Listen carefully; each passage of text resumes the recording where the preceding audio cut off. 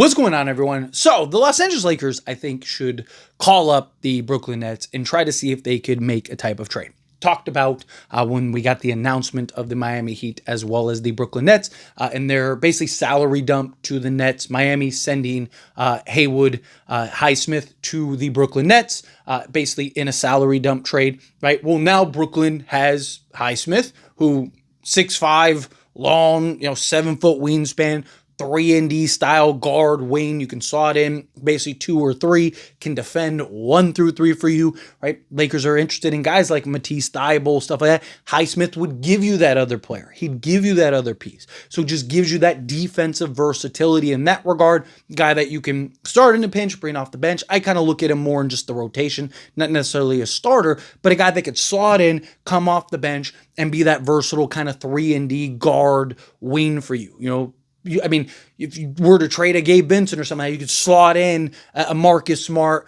with a Highsmith and you're in business, right? Jake LaRavia, Jared Vanderbilt, whomever, right? Really start to round out the depth of this roster. But the Brooklyn Nets have several other pieces.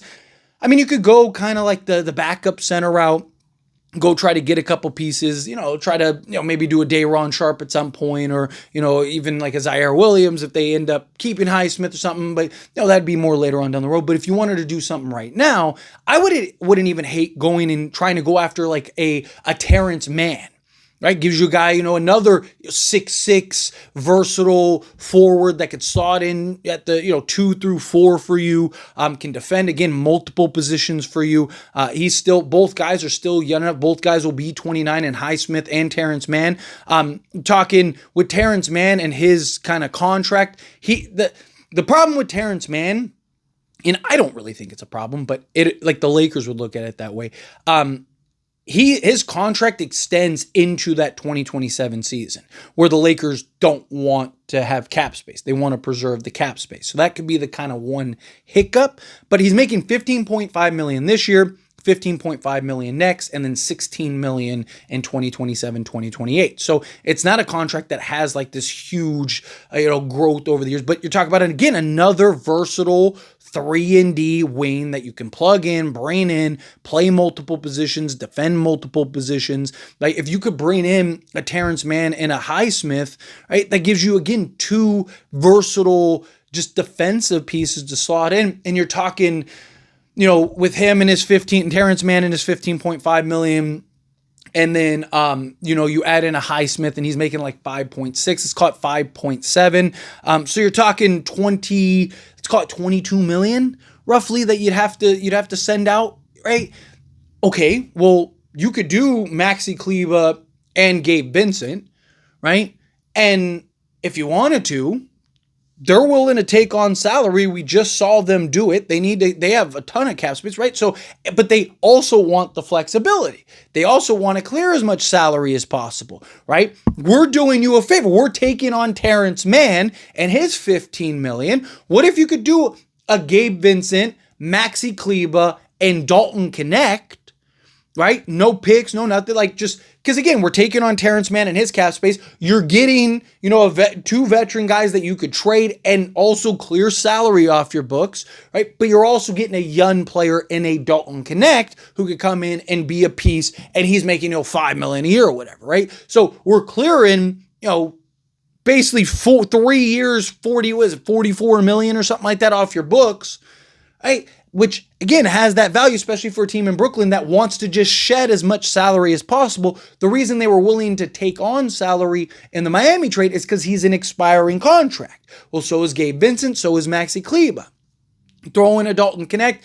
If you want to throw in a pick swap or say your second-round pick, say you did a 2032 second-round pick, fine, right? Because now, again, not only did you land a Terance Mann that gives you a 6'6" versatile defensive piece that can defend 1 through 3 for you, and on many occasions the 4, but you also do the same thing in a Highsmith that gives you, again, that versatility that you're looking for. And now you got 2 kind of key defensive pieces that can, play and slot in multiple positions.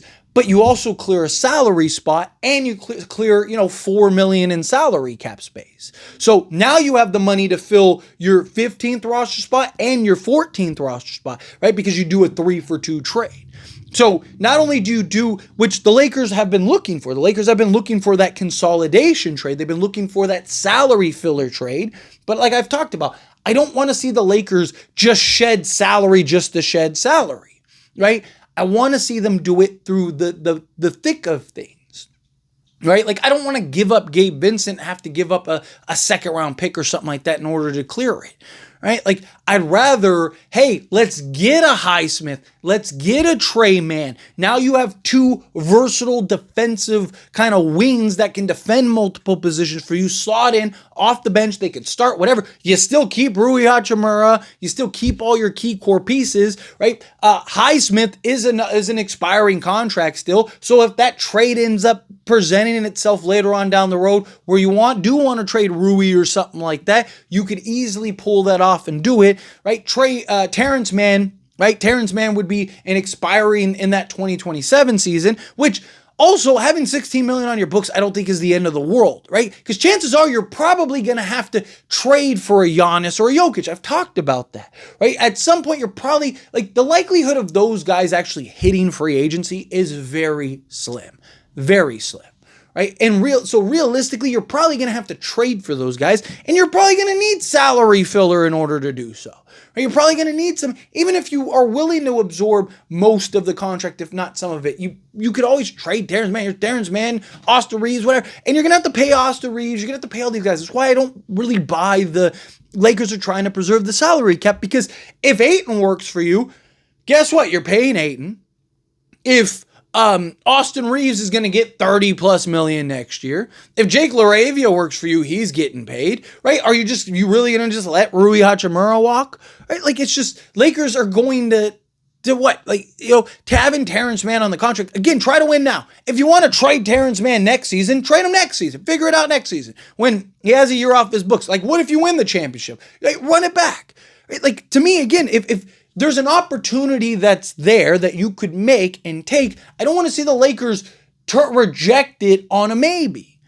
Right? Like, going and trading for Terance Mann by himself at $15.5 million, again, doesn't really make a ton of sense, right? It's like, okay, like, what are you going to do? Because you'd have to do something like, you'd either have to, like, trade Rui to get the salary dump, or you'd have to, do, like, even if you did a Dalton, or I guess Gabe Vincent and a Dalton Connect, right, could get you there, I'd get you slightly over, but you're only clearing like $500,000 off your books.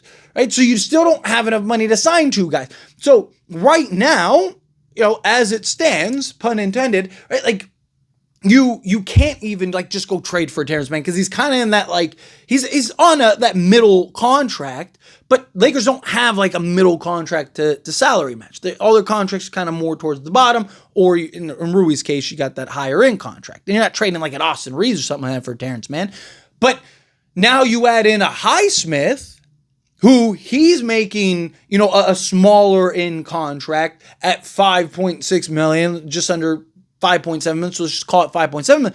Now you can get to where you can trade Gabe Vincent, you can trade Maxi Kleber, right? And then also add in a Dalton Connect, right? And now you've got you adding in two defensive 3-and-D style wings, on top of clearing salary space, on top of opening up a roster spot to bring in a Nikola Vucevic if he gets bought out, right? To where now, and he might have more incentive to do that. Or an Al Horford, right? You could go to Al Horford, right? And be like, dude, you're waiting around for the Warriors, and who knows when they're going to do what they're going to do. We have an open roster spot right now that you could come in, fill in, and we can go, right?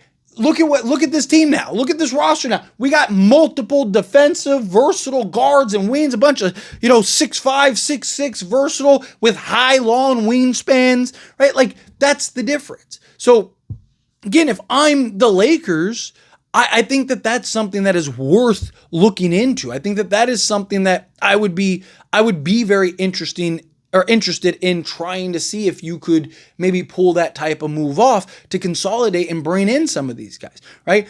Did a whole video on Highsmith, right? So I won't go like too crazy into Highsmith, but real quick to go over Terance Mann and his stats, right? So he's a guy for his career, 37.2% from three-point range. You look at last year when he went to Atlanta, on 2.9 attempts, 38.6% from three-point range. The Clippers, he was on 2 attempts. He was 35%. Overall shot 36.8%. But again, he's had multiple seasons where he was 38, 39% from three-point range, right? So if you could pull something off to where, you know, you're bringing in somebody like a Terance Mann, you're bringing in somebody like a Highsmith, right? Or like I said, maybe you're not doing a Terance Mann. Maybe you're doing, you know, a Cam Thomas or something like that, right? Like you could do other options, other trades, and, you know, but to me, it's like if you can go and bring in 2 versatile 6'5" defensive wings and pieces, why not? Why not bring those guys in, help clear some salary, help do some things, right? Like, I think it's something that could make some sense. I think it's something that could potentially work for a team like the Lakers, right? Highsmith, again, is a guy that, you know, is a career 37, almost 38% three-point shooter, right, on 3 attempts. So you're adding in multiple guys. So I don't know. I think the Brooklyn Nets definitely could kind of help, and I think you might be able to get Terance Mann and a Haywood Highsmith. I think you might be able to get them cheaper than Matisse Thybulle and Robert Williams just because it's Portland. And the Nets and the Lakers actually have a relationship. So anyway, as always, this is a discussion. I pass a question on you. Let me know your thoughts and opinions down in the comments. That being said, if you haven't liked this video, hit that like button. Helps me out. Helps me enjoy these types of videos, and I truly appreciate it. Not subscribe to the channel, hit that subscribe button. Turn on the bell notifications. Appreciate y'all. See you in the next one. Thank you.